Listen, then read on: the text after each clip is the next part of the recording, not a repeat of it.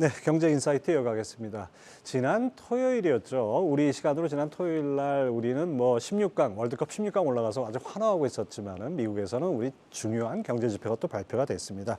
KB금융지주의 유신익 이코노미스트 모시고 한번 얘기 나눠보도록 하겠습니다. 어서 오십시오. 네, 맞습니다. 자, 지난 주말 나온 미국 11월 고용 지표. 이거 상당히 좀 뜨겁게 보였습니다. 비농업 신규 고용이 26만 개, 시장 예상이 20만 개로 알고 있는데 어떻게 보셨습니까?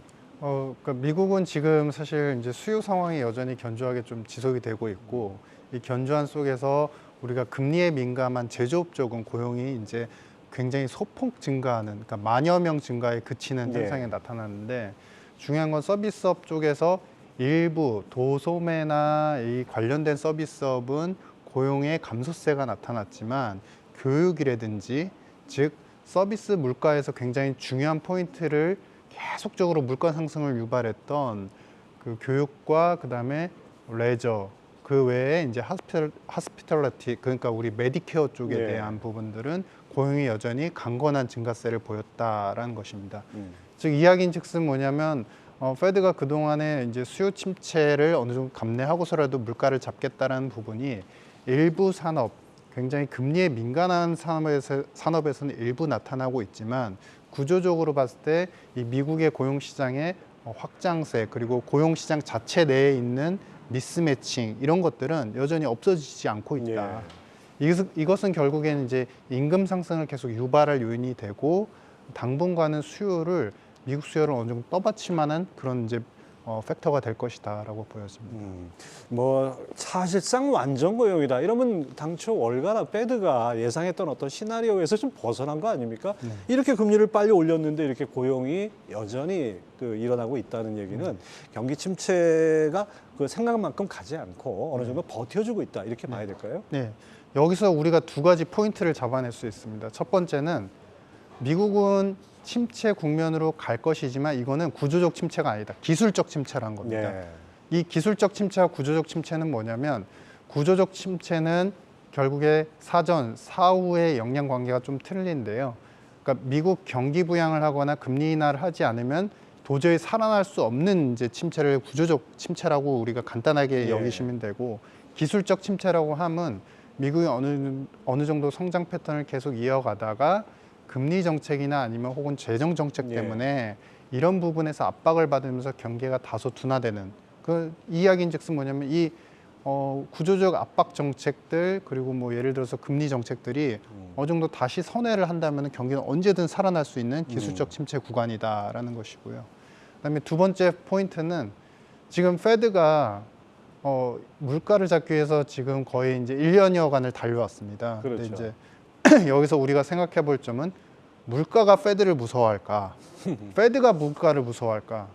사실은 그동안에 이제 파월 의장의 어떤 발언이라든지 여러 가지 스탠스를 보면은 물가가 페드를 무서워했어야 되는 국면이 맞는데, 여전히 반대의 국면이 이어나가고 있다. 이 얘기인즉슨 뭐냐면, 통화정책상의 어떤 효율성이 그대로 발현되지 못한 상태고, 그런 상태에서 12월 이제 FOMC 금리 인상을 이제는 그전처럼 자이언트까지는 못하게 되는, 오히려 그러한 가능성을 이미 언급을 해버린, 그래서 투기적 수요가 만약에 있다고 한다면은 이미 힌트를 얻어서 경기도 괜찮은데 여기서 금리도 좀 속도 조절을 한다고 했으니 뭔가 베팅을 해볼 만하지 않을까라는 어떤 기회를 제공하고 있는, 이제 빌미를 제공하고 있는 타이밍이다. 이렇게 보여집니다. 자, 연준, 특히 파월 의장의 한숨 소리가 여기까지 들리는 것 같습니다. 당초 노동시장을 둔화시켜서 수요를 좀 억제해서 인플레를 해결하려고 했던 그런 시나리오가 지금 어긋나는 것 같은데, 그럼 연준의 공격적인 그동안의 긴축이 약발이 안 먹혔다, 이렇게 봐야 될까요?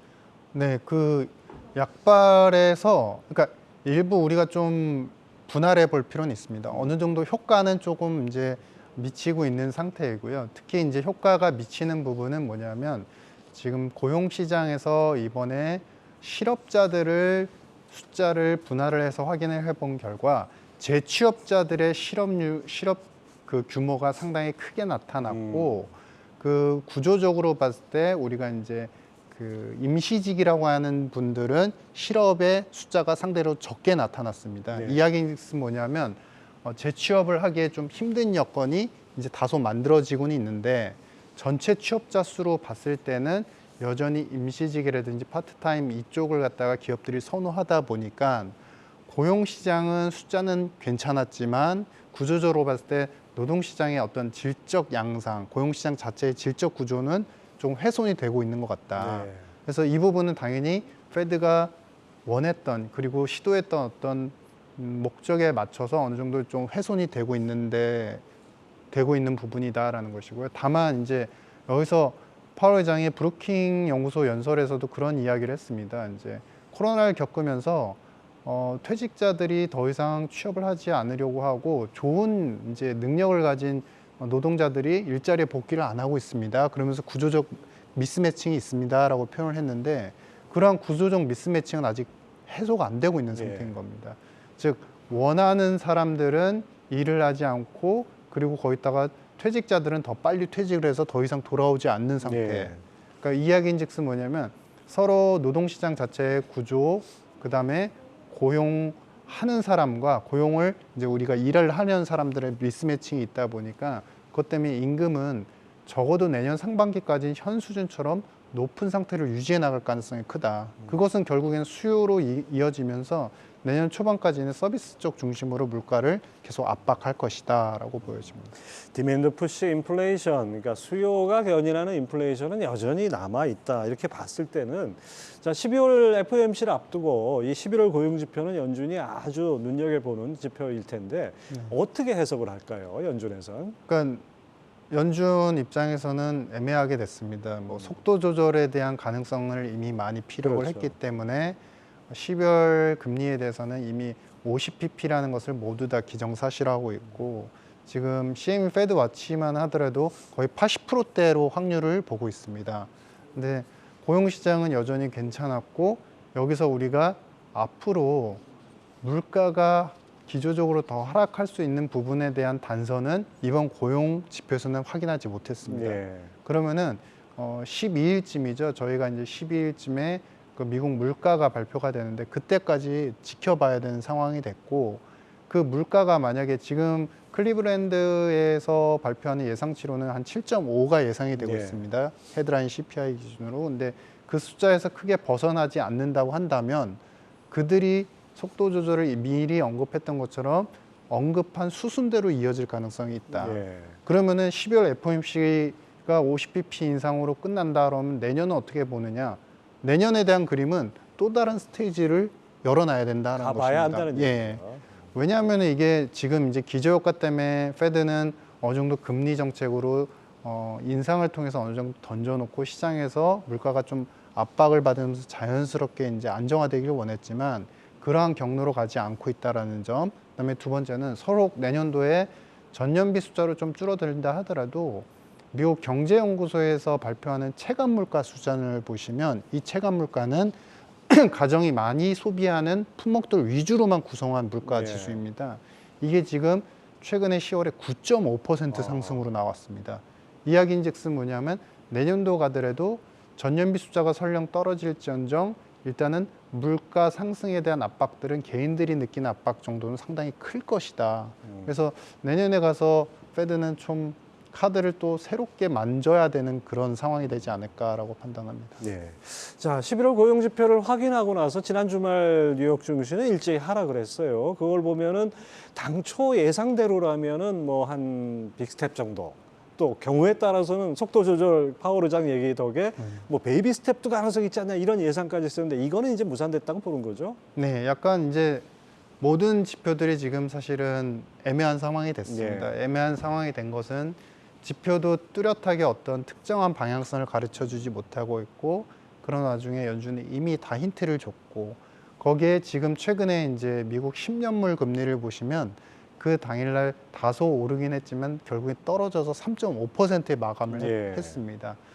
우리는 이제 내년도에 미국 최종금리 수준을 5%초 혹은 5% 중반대까지 보고 있는 것이 컨센서스인데 지금 10년물 시장 금리는 3.5라는 것이죠. 그러면은 거의 1%가량 이상이 갭이 나고 있는데 이 1%가량 갭이 나는 부분은 사실 경기가 그래도 어찌됐든 침체가 될 거야라는 부분을 장기 금리에서 반영을 하고 예. 있는 것이다. 그래서 지금의 방향성은 모두 다 모호해졌다. 역반영적으로 봤을 때 그러면은 지금 침체가 서서히 나타날 거니까 10년물 금리는 경기도 반영하고 인플레도 반영하니까 3.5가 적당한가요? 라고 물어봤을 때 그렇지 않습니다. 사실 미국 경기 침체는 이번에 고용지표에서 보면 엄밀히 말하면 침체 정도가 거의 굉장히 더디거나 거의 없는 수준에 불과하거든요. 그래서 그런 패턴을 놓고 보신다면은 오히려 시장 금리나 자산 시장, 주식 시장의 방향성이 애매모호한 상태에서 계속 박스 형태를 이어나갈 가능성이 크다. 특정한 지표가 어떤 한 방향성을 가르쳐 주기 전까지는 그렇게 될 가능성이 크다라고 보고 있습니다. 이코노미스트즈도 이렇게 내년 미국 경기가 약한 침체 이렇게 언급을 했던데 아마 그런 쪽으로 가지 않을까 생각이 됩니다. 자, 그렇다면 이제 시장에서 학수고대하는 거는 연준의 금리 인상이 빨리 종료되는 거 아니겠습니까? 내년 1, 2월쯤에는 연준의 금리 인상 이 사이클이 끝날 거다라고 예상을 했는데 이 시기가 더 늦춰질 수도 있는 건가요? 네, 맞습니다. 지금 패턴대로 가면은 지금 경제는 미국 경제 자체는 이제 슬로우다운, 약간 둔화되는 국면은 보이지만 여전히 4분기만 하더라도 우리 예상하는 숫자를 보시면 미국의 개인 소비 지출이 1% 이상 증가할 걸로 보입니다. 예.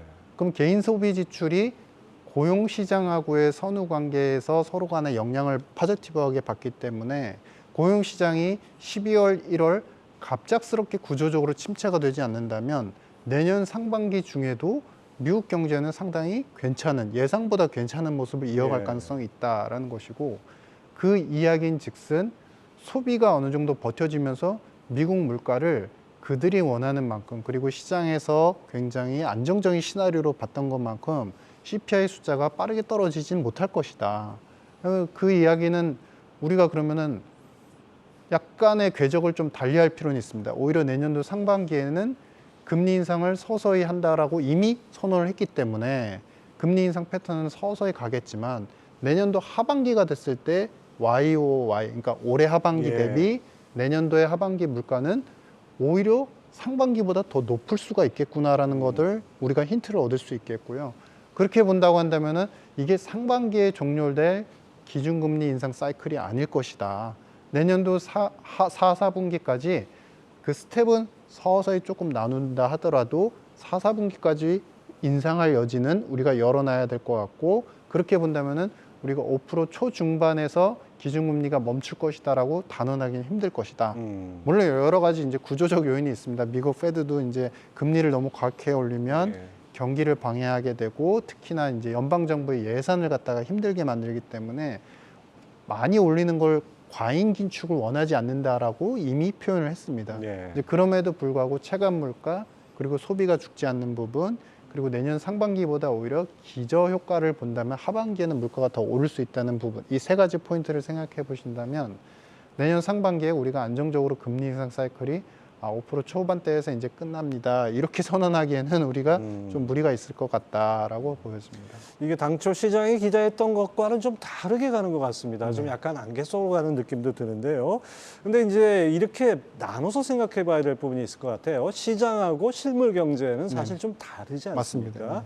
시장은 빠르게 반영이 되고 오히려 기대를 해서 앞서가게 마련인데 실물 경제, 그러니까 과격한 금리 인상의 충격이 이제는 내년 상반기에 본격적으로 나타나지 않겠느냐.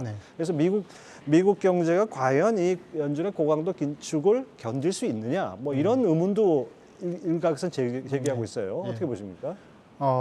그 지당하신 말씀이시고요. 그러니까 뭐냐면 지금 이제 금융시장의 금융 현상과 경제 부분의 경제 현상은 지금 분리가 되고 있다라는 것이고, 경제적으로 본다면은 우리가 상반기까지 굉장히 견조했던 소비가 2%대 정도는 어느 정도 유지를 했었는데 그 소비 쪽이 1%대로 이제 서서히 둔화가 되고, 그 둔화되는 것이 내년도 하반기까지 서서히 더 영향을 발휘를 할 것이다라는 겁니다. 근데 금융 쪽의 현상을 바라보면 금융은 정책과 연결고리가 상당히 크기 때문에 이미 페드 그리고 파월 의장이 여러 가지 통로를 통해서 금리 인상이 속도 조절할 것이고, 내년 상반기에는 뭐 어디까지 올린다 얘기는 안 했지만 시장에서 거기서 기대가 가미되면서 속도 조절한다는 것은 이제 곧 끝난다로 이미 스토리를 기정사실화하고 있는 예. 상태입니다. 그러면은 당연히 금융시장 입장에서 특히 채권금리 입장에서도 더 이상 못 오르겠네라고 하면서 미국의 10년물 금리가 3.5에 머물고 있는 것이거든요. 근데 이러한 부분이 결국에는 어떤 현상이 나타나냐면 경제보다도 금융시장, 자산시장, 채권시장 부분이 오히려 오바해서 좀 반영한 부분이 있는 것 같다. 그러면은 어느 정도 경제가 좀 안 좋아지고 그럼에도 불구하고 스태그플레이션이라는 물가 상승은 또 강하고 이런 부분이 내년 초에 확인이 된다면 이러한 방향, 금리는 낮고 주식시장은 어느 정도 안정화되는 패턴을 보였던 양상에서 다시 리밸런싱, 조정이 있을 것이다. 예. 금리가 좀 오르면서 어떤 시장에 어떤 흔들림이 좀 있을 것이다. 그래서 조정의 여지는 우리가 스토리상 어너더 스토리이긴 하지만은 충분히 개연성이 있다라는 점에서 그것을 열고 가야 된다라고 보고 있습니다. 자, 이렇게 지표가 모호해지고 이런 상황에서는 또 한 번 연준발 쇼크 가능성도 배제할 수 없다고 봐야겠네요. 네. 뭐 연준발 쇼크라기보다는 이제 연준이 원했던 방향과 시장이나 경제 지표가 네. 다름으로 인해서 연준이 뒤늦게 후다닥 어떤 이제 정책적 제스처를 뒤늦게 네. 하는 올해와 좀 비슷한 양상. 그렇게 또 재발할까 봐 좀 걱정이 되긴 합니다. 맞습니다. 예, KB금융지주 유신익 수석 이코노미스트 함께했습니다. 말씀 잘 들었습니다. 네, 감사합니다.